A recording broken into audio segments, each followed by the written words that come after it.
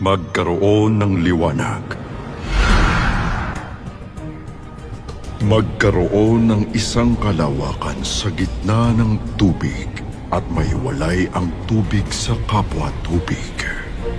Magsama-sama ang tubig na nasa silong ng langit sa isang dako at lumitaw ang katuyuan. Magkaroon ng mga tanglaw sa kalawakan ng langit. Bumukal ng sagana ang tubig ng mga gumagalaw na may buhay na nilalang.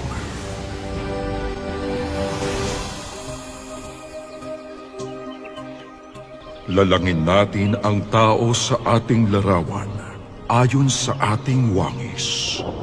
At magkaroon sila ng kapangyarihan sa mga isda sa dagat at sa mga ibon sa himpapawid at sa mga hayop at sa buong lupa at sa bawat gumagapang sa ibabaw ng lupa.